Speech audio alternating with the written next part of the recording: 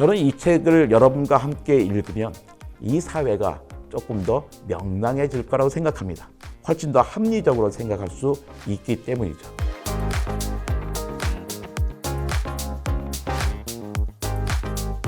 세계에서 한 5번째로 가스터빈 엔진을 독자 개발하는 데 성공했습니다. 그래서 그거에 관련된 이야기.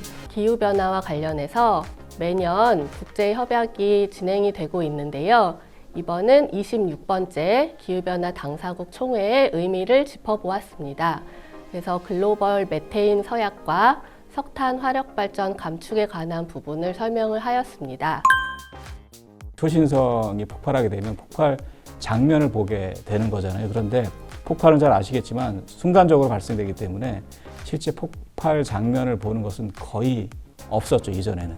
그래서 최근에 직접 폭발 장면을 관측하는 그런 경우가 있어서 그런 내용을 가지고 그 별이 폭발할 때 어떤 그런 특성을 보이는지 또 어떤 것을 이해할 수 있는지에 대한 내용으로 그렇게 글을 좀 쓰게 됐고요. 우주에 어떤 망원경들이 있는지, 그리고 그 망원경들로 어떤 관측을 했는지에 대한 이야기를 써보았고요. 앞으로 미래에 다양한 우주 망원경들이 올라갈 겁니다. 그런 망원경들로 어떤 관측이 이루어질지 한번 기대해 보시는 것도 좋으실 것 같아요.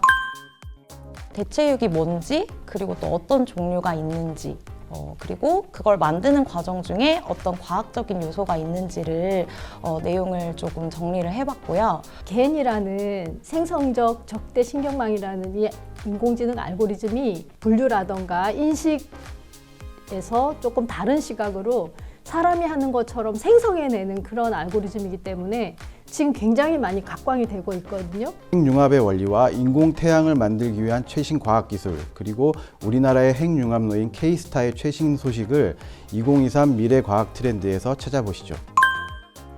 19세기에 만든 것으로 알려진 일형 원구에 대한 내용을 좀 작성을 했습니다. 이 일형 원구 자체가 항해용 어떤 해시계로서 의미를 갖고 있고요. 서비스 로봇에 대한 규모는 점점 커지고 있는데요. 특히 미국의 빅테크 기업인 메타와 애플, 이런 구글 같은 회사의 경우에는 그 인공지능 기업들을 많이 인수를 해서 서비스 로봇에 접목을 하고 있습니다. 네, 아르테미스 프로그램을 통해서 50년 만에 인류가 다시 한번 달에 가고자 하는 도전을 시작을 했고요.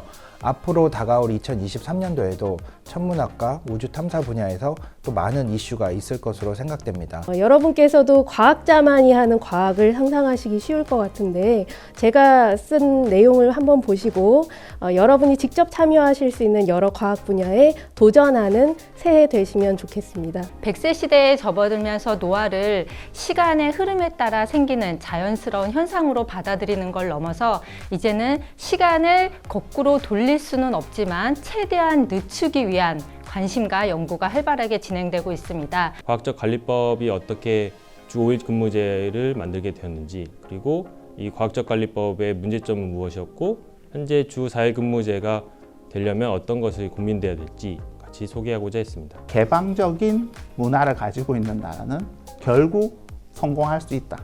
이런 부분들을 저는 좀 강조하고 싶었고요. 책을 자세히 보시면 이런 얘기들이 나옵니다.